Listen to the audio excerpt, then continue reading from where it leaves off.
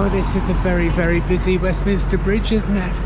Houses of Parliament are over there, and that's going upstream, and looking downstream there's Hungerford Bridge with Charing Cross Station at the north end and goes over to Waterloo at the south end. Right. Good grief, £15 steak and chips. And days when it was a London County Council, when you had rabid Labour councillors banging the floor, that would have been decadence. It would have been pie and mash in those days, at the very best. Over on the North Bank, you've got a variety of offices along Millbank. The most obvious one just there is the Defence Ministry. Ironically, never struck by bombs during the Second World War. Hitler was too busy trying to cripple us economically by bombing the docks and worrying about our means of governing the country. And over there you'd have what used to be New Scotland Yard, or Old Scotland Yard, and you could just see the porticos of Charing Cross Bridge, Charing Cross Station rather, Hungerford Bridge, Charing Cross Station. And we have South Bank Gardens. All this area was used to hold the National Festival of 1951. Britain's positive action to get away from the gloom and doom of post-war depression, rationing, rebuilding, burying, mourning dead. We decided to hold a national festival where exhibits from all over the world could come, and where visitors from all over the world can come and see what is the very, very best of Britain. It used to be South Bank Gardens, now been renamed Jubilee Gardens. Where of course the Royal Festival Hall was, and what a lively place it's all become now. It's a proper fairground even. This used to be of course just a path, the South Bank, where you, none of this of course, none of these sort of amusements and things. It was all fairly low grade. Not depressing. I used to love walking along here. I used to think, you know, prior to 1965, the 20 years after the war, this was always one of the nicest parts of London to walk along. A nice spring morning. I used to, Saturday afternoon, weekends, I'd come and walk here, especially if Chelsea was playing at home, because I'd walk 7 or 8 miles up to Stamford Bridge.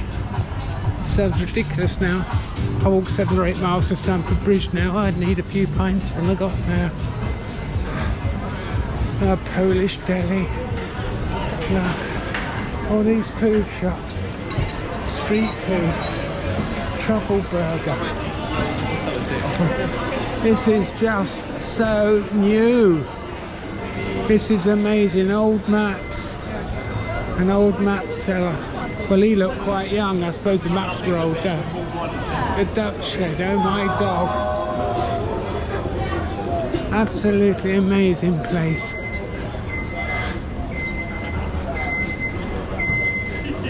And this is the South Bank Centre.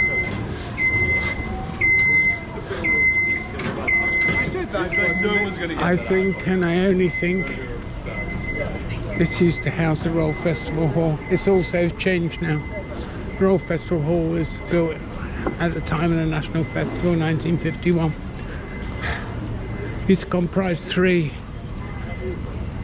theatres. The main theatre was Sinfonia, with 2 smaller theatres that were music, piano, violin, concerto type musics. And I used to just love when I was about 16. First started becoming aware that there's a little bit more than the Rolling Stones and the Beatles. Is where I used to come and be cultured, if you like. And you had that brilliant conductor of the London Symphony Orchestra, Andre Previn, who I was privileged to meet. On the South Bank, this is now the National Theatre. Rather a modern building before my time. Can't remember what it was in my time. It would have been old, brown, decrepit. Now it's new, grey and decrepit.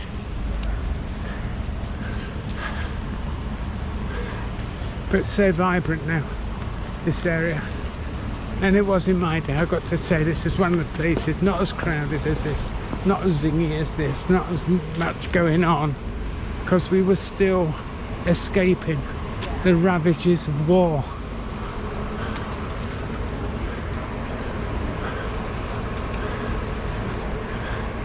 But amazing place, just love it. And Paul's over on the North Bank there. I'll get over towards the river and you can see better St Paul's, these beautiful trees, and tourists walking along, not quite sure where she's going, and we're just moving up now towards Waterloo Bridge. Waterloo Bridge built after the war, 1952, I do believe. I might well be corrected.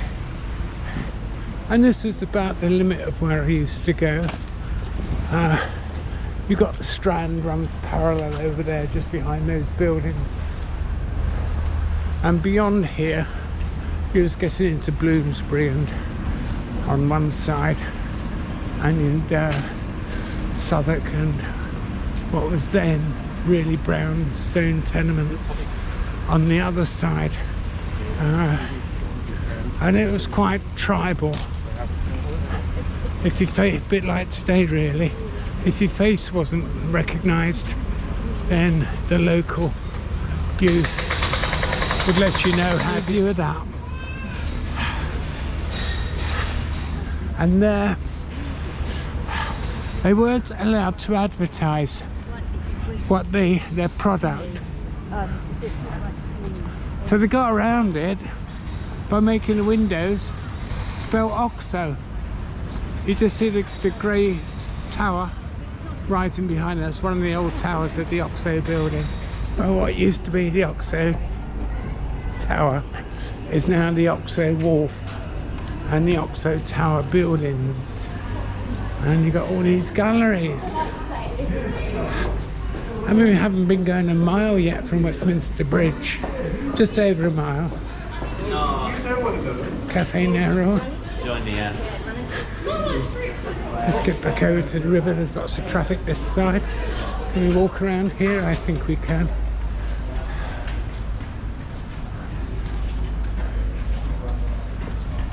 I hear the sound of running shoes. That should be me really, but I'm pretending I'm injured.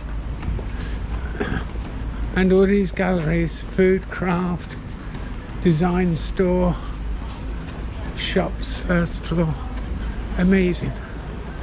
What a rejuvenation of an area that was so run down.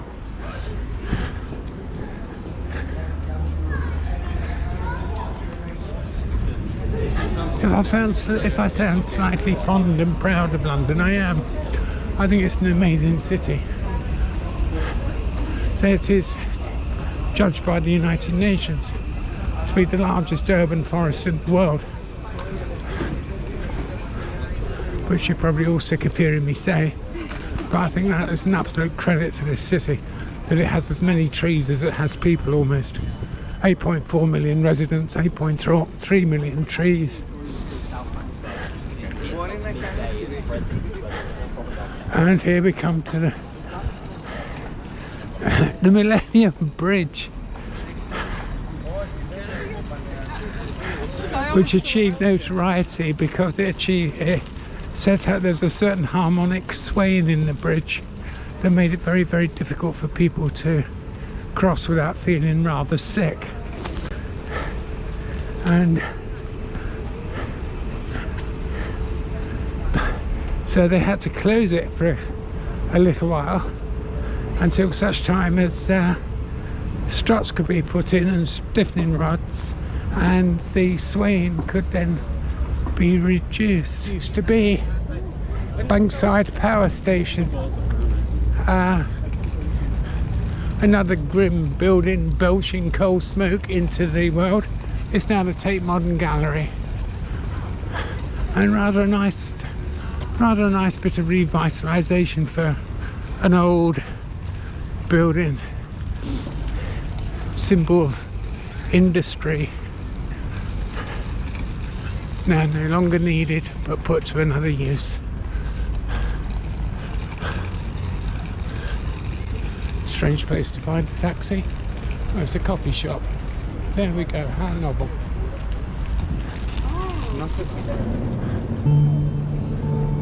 And another very, very old and historic building. We're coming to the Globe Theatre, Shakespeare's Globe. I think it's one of the only buildings now that is allowed to be thatched in London. Although that roof is tiled, there are parts of it still thatched, and it required a special license. And yes, you know, Romeo and Juliet and is currently being played here, but a regular haunt of theatre goers.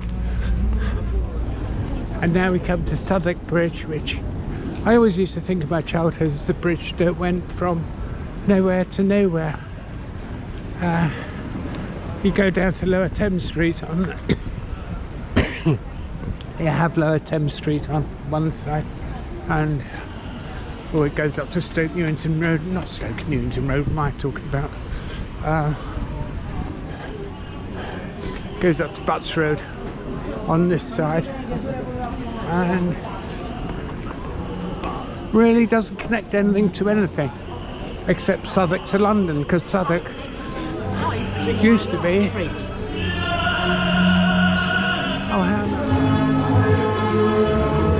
lovely. I do love London street buskers. Class.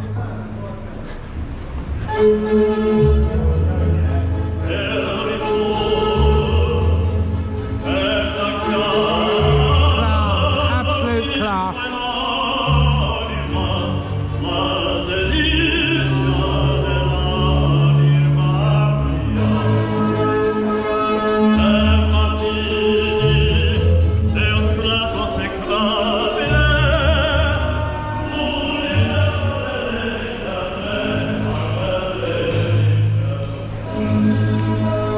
Elsewhere you get rock and roll, here you get the arts. And this is Clink Street, and it gives us a name that we use today, because down Clink Street there used to be a prison situated this side in Southwark, mostly to catch all those that was escaping from the north side. So they go over to the south, they think, hello, we're free, and they find they're not free. They've just been nicked again. And that's why modern day slang for prison is clink.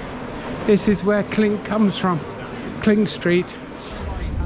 And now we're coming to Southwark Cathedral, one of the oldest cathedral sites in London. It actually predates St Paul's. There's been cathedrals around here for 1,000 years. Try and get a better view of it. There's the Shard up there. Not quite a cathedral, except a cathedral to capitalism, I suppose. And there we have the Southwark Cathedral there. Beautiful building. Absolutely lovely. So it's not as well known as the one on the North Bank with Sir Christopher Wren's dome, but it's been a site of Christianity in London for over 1,000 years.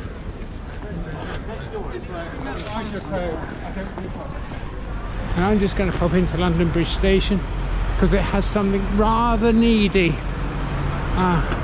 which is a loo. Well, a bit of old nostalgia as we go past HMS Belfast. Certainly for me it's a bit of old nostalgia. I was a volunteer with the Imperial War Museum on this ship for 7 years. Absolutely lovely old boat. Took part in the last sea battle, great sea battle for the British fleet, the Battle of the North Cape, and then fired the first shots at the start of D-Day. I was accredited to, mostly because the Daily Telegraph reporters were on board. And in front we got Tower Bridge, of course, which everybody would know. You don't need an introduction to Tower Bridge from me. And old uns like me will remember the day when London was controlled by the London County Council. It's now, of course, the GLC Assembly, Greater London Council Assembly, which is responsible for the welfare of 8.4 million citizens. And for those who don't know that London's a forest, 8.3 million trees. And we're just coming up to Tower Bridge. At Tower Bridge there's a choice. So I take the North Bank over there or the South Bank over here. I'm really stuck at the moment. The North Bank goes through Shadwell Basin. Neither is particularly attractive. The south side goes through Bermondsey. I'll probably take the south side because the south side runs by Rotherhithe Tunnel, the Brunel Museum, the first tunnel under the Thames built by the Brunel father and son, Mark and Isambard, and probably a little bit more historic. So you got Deptford, where Brunel's SS Great Eastern was launched from, and you got Woolwich Dock, which was where fat old Henry VIII liked to have his.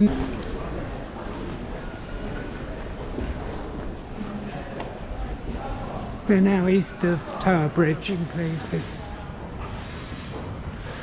This is quite fascinating because when I lived in London, of course, most of this was derelict, bombed out shells, or somewhere where,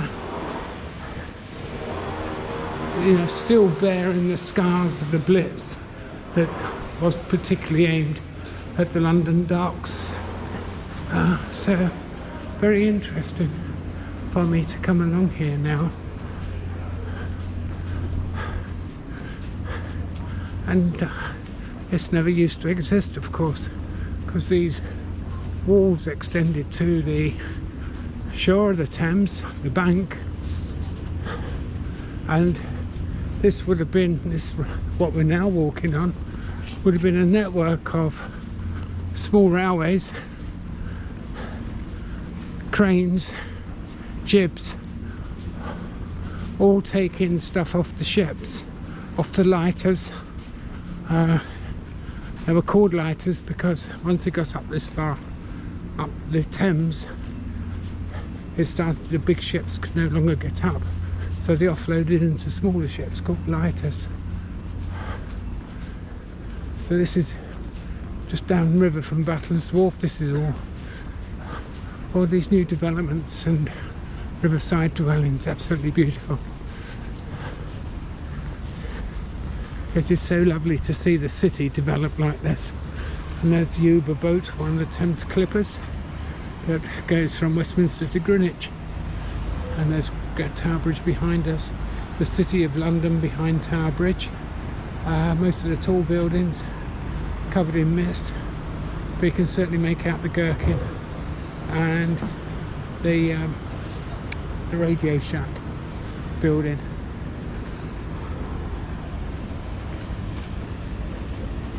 When I used to walk along here, about the age of 9 or 10, in fact it was 9 when I had an incident on St Catherine's Dock. So I think we can say, what was that, 10 years after the war, 10, 11 years, this was just a mass of bombed out buildings, run down walls. The docks were coming to the end of the day. The container port at Felixstowe was expanding. Container ships couldn't get up the Thames. it was all dying, and now it's all rejuvenated, of course, because fairly soon over the other side you can just see the buildings there of Canary Wharf, Poplar, all these places that was just run down, ruins really. And look at this now, has breathed new life into a city. For those who wonder how London can possibly be called a forest, we're looking right over to the most densely part of London, which is the City of London, and then just all the way along this embankment you've got trees, trees, trees. Wherever you go, there's just that little haven of trees and green space and open space. I wish they'd put as many signs of the Thames Path as trees, because I've gone a little bit astray twice. Right at the King Edward III Manor House. The Kings, of course, had palaces really all the way down from Windsor, you know, from Windsor, Chertsey, Sion, Hampton Court, of course, Richmond, Kew,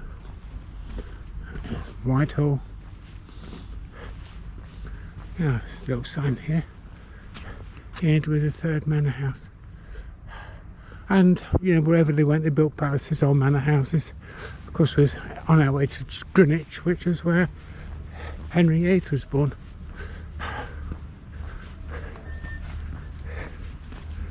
Going up to Rotherhithe Station. Rotherhithe, of course, the Rotherhithe Tunnel, as I mentioned before, built by the Brunel father and son, Mark and Isambard. Isambard extremely badly injured in that construction, sent to Brighton to rest and recuperation, but young Isambard found too much recuperation, so his father shoved him off to Bristol, where he entered a competition to design a bridge that we now know is that most beautiful, beautiful monument to him, called the Clifton Suspension Bridge. Lots of signs here. St Saviour's Dock, Rotherhithe Village, Rotherhithe Station. Well, presumably nothing to say where the Thames Path goes. Goes back that way, it doesn't say which way this way. Tower Bridge 1 mile, St Saviour's, Rotherhithe, Rotherhithe. Well, I'm going this way, to hell with it. Keep the river to the left as much as possible. And this is the King's Stairs, of course. This will be the stairs leading from the pontoons to allow the King to access his manor house.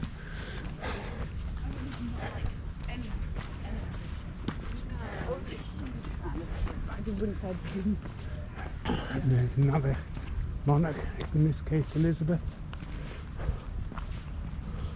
Oh, we've got a sign for the Thames Path. I have to start collecting these, I think. We're just passing a place called St Mary Church, Rotherhithe, and we come to a pub. It's the Mayflower. 1720 or round about that, probably about 100 years before. Yeah, it was 1720 it was built. Previously there was a pub there called the Spread Eagle. One of its most famous clientele, there's a blue plaque up there, I can't read it, was Christopher Jones, who set sail in the Mayflower. Captain Christopher Jones, who set sail in the Mayflower in 1620. So that used to be his boozer, and it's now named after him.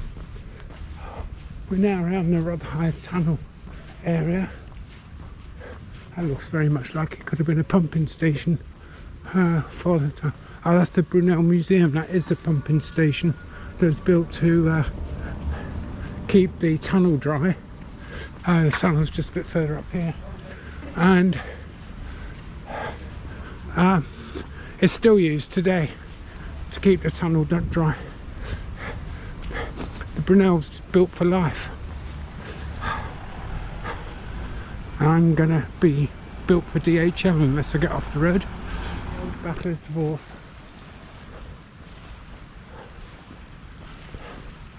It's amazing how much of this side of the river survived, considering the sheer tonnage of bombs that was dropped on the other side, on the poor old east end of London.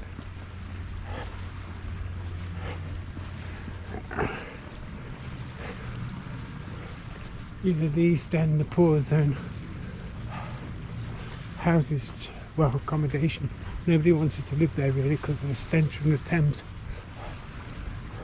So only the poorest migrated to the east end in the 19th century as London expanded.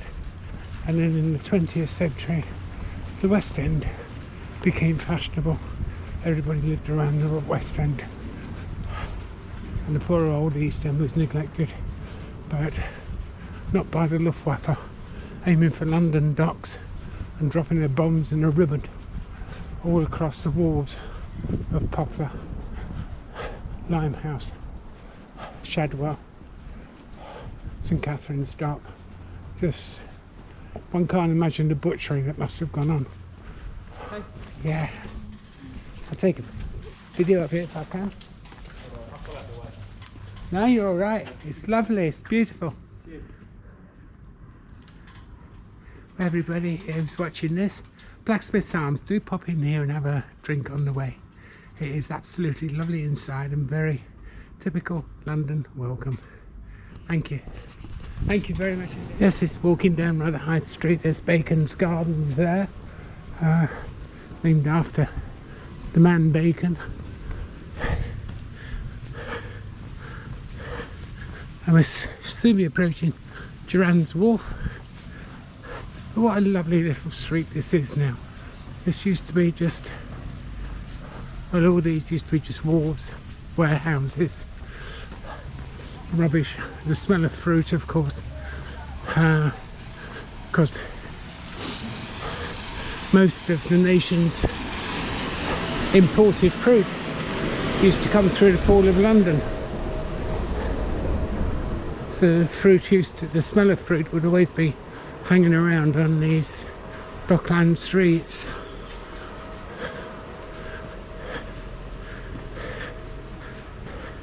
But it's certainly made something nice out of it.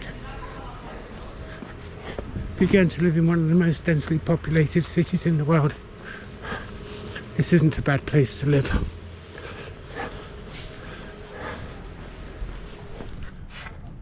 And this is Surrey Docks Farm. Very lovely. Lovely little gardens. No public toilets, so I was really pleased that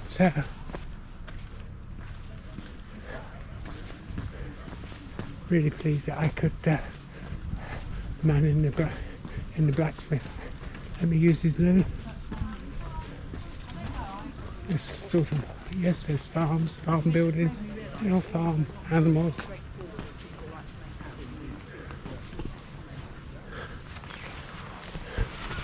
Visitor centre, gardens, plants, some bronze hens.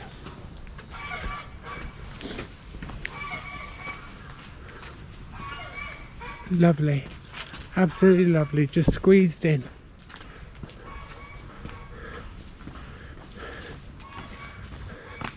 Hello, Mr. Pig. And on we go towards Greenwich.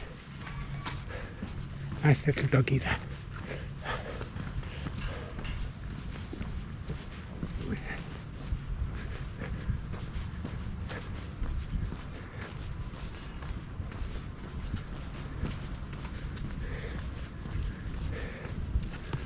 Another nice view of the Thames. I suppose what, there must be Shadwell over there. And just in the distance, difficult to see with this low cloud and drizzle, but just in the distance we come in, you can see the towers of Canary Wharf. This is Hayes Court. I believe somewhere around about here it used to be the home of Samuel Pepys, but just arrived here after a rather confusing diversion from the Thames, unsigned of course, just saw me having a very splendid walk through a children's playground, wondering which worn path I should take next. But now we got a sign again, and very useful sign as well. I was beginning to wonder where we were. We're coming into quite a down market area of London, which is Deptford High Street. So hopefully things are going to get a little bit more pleasant again. But I can't say the signposting on some of these stretches rings or earns many applauds. Some of it is quite appalling for a national trail. Well, after a miserable walk down Deptford High Street, finally at the end of Deptford, which you see all over there, finally, courtesy of this nice new bridge in this nice new building, we've rejoined the Thames. It looks as though I've managed to lose a great deal of the Thames path, but just give direction. That's looking back towards Tower Bridge. I'm going to pan around now towards Deptford, towards Greenwich, and you can just almost see the towers of Canary Wharf over there, but it is very grey. And here we come to the Cutty Sark. Actually ran round this during the London Marathon and the Great London Half Marathon.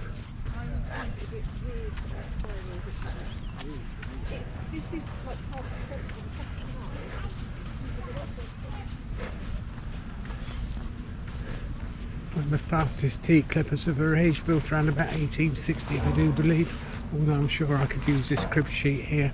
Oh, this is the Greenwich foot tunnel, cuts underneath the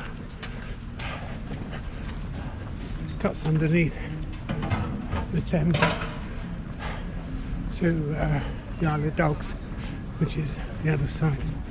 Isle of Dogs, so called for Henry VIII had his kennels. He's like coming to Greenwich. Well, probably when he started to get a bit low on deer to hunt in Richmond Park. Float down here and hunt a few more. You start to see the buildings of the Royal Naval Dockyard. And the Royal Naval Dockyard, not Royal Naval Dockyard, the Royal Maritime Museum and the Royal Naval Academy, as it used to be, now part of Greenwich University. Another view of the Royal Maritime buildings, and as we pan round over there, we see the O2 building coming into view. Well, the London Dome, as it is called, Millennium Dome, Tony Blair's dream of a project to celebrate the millennium. And like any theme park run by civil servants, a total absolute waste of time and money and energy, but now houses the O2 Arena at the Dome. Finally, and another little bit of grot going around the Victoria Deep Water, but not too bad at all. Now there's supposed to be a station. We certainly didn't have that when I was a kid. This is the cable car. It connects North Greenwich over to, what would it be, Silvertown, I suppose. Oh, it goes all the way to the Excel Centre, doesn't it? So you can come into North Greenwich, you can go to the O2 Centre, you can do a concert, and then you can go and do an exhibition. Ride I've always promised myself, really. Certainly wasn't around in my day. In my day, all of this was just a mud plaza. There was the odd boat, the odd lighter parked up, but otherwise it was just mud. Now, wow, onto the Thames Barrier, which this handy sign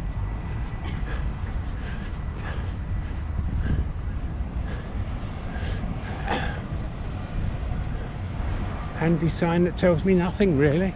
I can't remember. Obviously the Thames Barrier is after my time, but what is not after my time is the need for the Thames Barrier.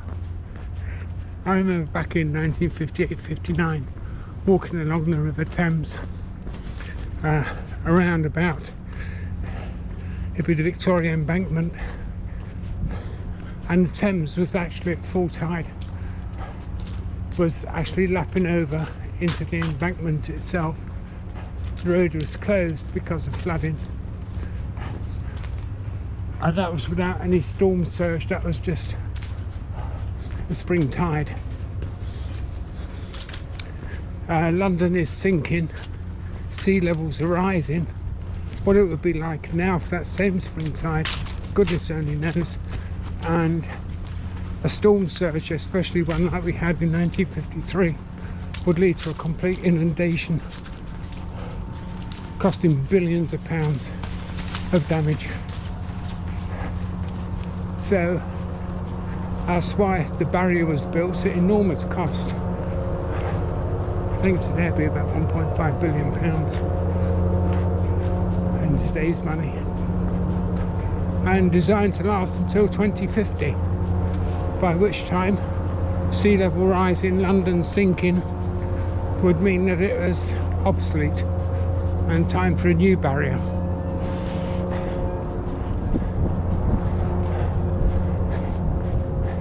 I think one of the things with walking the Thames that you can see is that once you get downstream of Tower Bridge, you start to see the full width of the Thames. From Tower Bridge upstream, the Thames has been tightly channelled, especially along the Victoria Embankment, houses the Parliament and St Stephen's Gardens alongside the House of Parliament. In fact, the Victoria Embankment took about 20 feet off the width of the Thames at least, or 20 metres, I'm not sure. And it was actually built partly to facilitate the building of London's sewer network, designed by Sir Joseph Bazalgette, and a huge urban infrastructure project of its time. And the London sewer network now passes under what was the Thames, is now reclaimed land, and well, one only knows what happens with reclaimed land when the sea comes in. The reclaimed land is no longer reclaimed, and here we are, journey's end. River Thames, of course, goes on for about 30 more miles, and there is an extension to the Thames Trail which goes to Erith, but Erith has never been my favourite place, so I won't be going to Erith. And a tunnel under the barrier itself. Well, well, well. Just a little bit further to extend the walk for Riverside Path, the view. Well, fellow traveller who might have walked 180 miles to get here, there are some loos. And now I'm going to walk back to North Greenwich, and I'm going to take that ride that I promised myself. Thames Path, source of the Thames, 180 miles.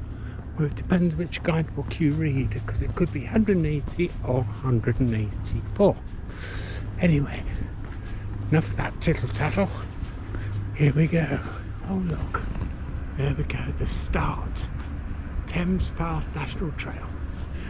Well, start for some, finish for me. Filling my bucket. One tick on my bucket list to do the cable car from south to north. And for anyone who's just walked to the Thames Barrier and back, it's well worth the ride, I think. So here we go.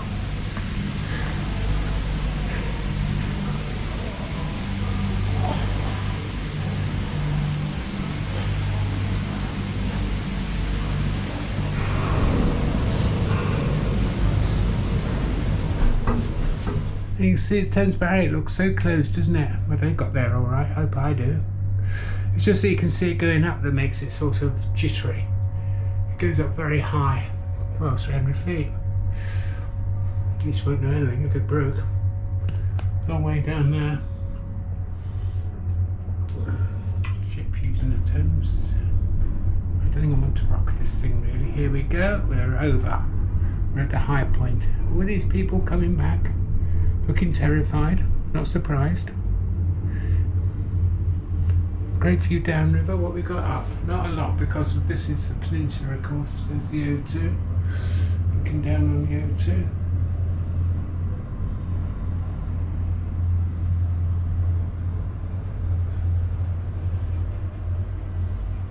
Here we go.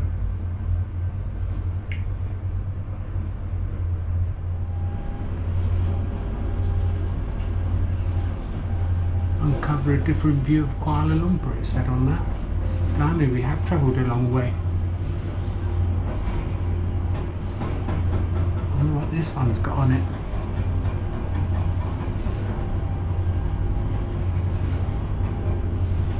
Look at Myanmar through fresh eyes. Blimey, I thought it was London. Hello, Myanmar. And now, sadly, viewer, we are on the descent.